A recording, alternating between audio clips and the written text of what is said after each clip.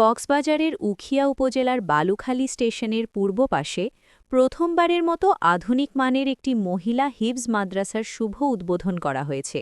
বুধবার ৭ জানুয়ারি বিকেলে পালংখালী ইউনিয়নের বালুখালী এলাকায় দার উত তাজকিয়া মহিলা হিফজ মাদ্রাসা দোয়া ও মোনাজাতের মাধ্যমে আনুষ্ঠানিকভাবে যাত্রা শুরু করে। উদ্বোধনী অনুষ্ঠানের শুরুতে পবিত্র কোরআন থেকে তেলাওয়াত করেন কারি হুয়াইন রশিদ।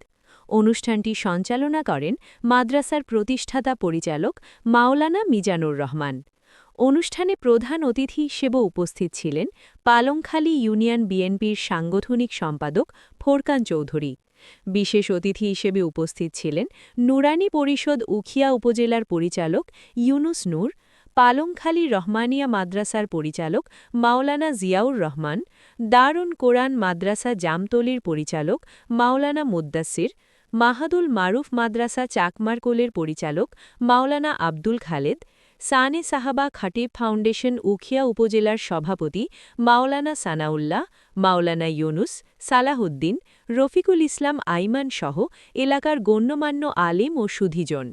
এ সময় বক্তারা বলেন, মহিলা মাদ্রাসাটি প্রতিষ্ঠিত হওয়ায় এলাকার জনগণের উপকার হয়েছে। ভালো শিক্ষায় শিক্ষিত হবে শিক্ষার্থীরা। এই ধরনের মহৎ কাজ আল্লাহর রহমত ছাড়া সম্ভব নয়।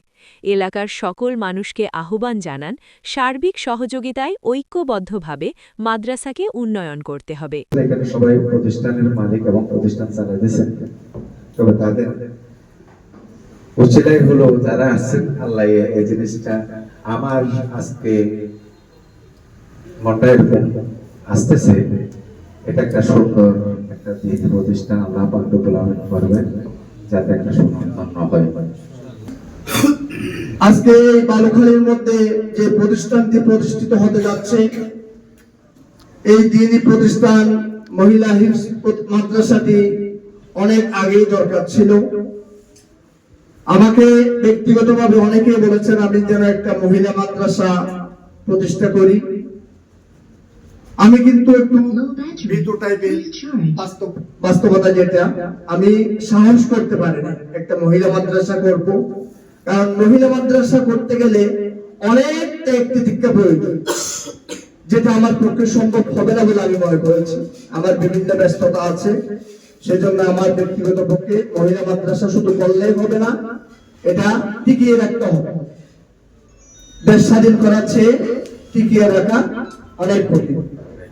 সকলকে মিলে সকলের একটা ভালোবাসা নিয়ে সহযোগিতা নিয়ে এগিয়ে যাচ্ছে, এটা আসলে ধন্যবাদ পাওয়ার যোগ্য। আমরা সকলে ওনার এই মহতি উদ্যোগের পাশে থাকবো এবং ইনশাআল্লাহ দারুল তাজকিয়া মহিলা হিফজ মাদ্রাসার সফলতা কামনা করি। আমি সবাইকে অনুরোধ করব, যারা আমাদের মাদ্রাসা থেকে ক্লাস 3 অথবা ক্লাস 4 পরে বাইরে হয়ে যায়, আমরা ভালো ছাত্রী যারা আছে তাদেরকে একটা ভালো প্রতিষ্ঠান, ভালো হেফজখানা হিসেবে এটা দেখা দিলে ভালো হয় আমার মনে হয়। এই কথাটা বুঝিয়ে দেওয়ার জন্য যে দুনিয়ার মধ্যে অনেক কাজকর্ম আমরা করে থাকি, ব্যবসা বাণিজ্য, বিভিন্ন ধরনের আমরা রাজনৈতিক থেকে শুরু করে আমরা যত কাজ করে থাকি, সমস্ত কাজগুলোর মূল হচ্ছে পড়া। না হয় আল্লাহ কোরআনে আয়াত নাযিল করতে পারতেন। রব্বুল আলামিন হাফেজ কোরআন তেলাওয়াত আর পড়িয়ারে দিতে না, আর ওখানে রাসূল পাক সাল্লাল্লাহু আলাইহি ওয়াসাল্লাম কোরআন তেলাওয়াত স্বয়ং আল্লাহই কোরআন তেলাওয়াত করবে। এই তিন সে সারা আর কে কোরআন তেলাওয়াত করবে ওদিকে না পাই।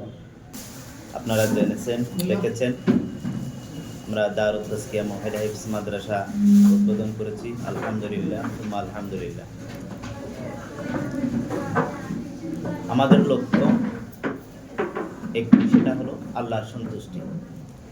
আল্লাহর সন্তুষ্টি অর্জনের লক্ষ্যে আমরা সমাজ পরিবর্তনের জন্য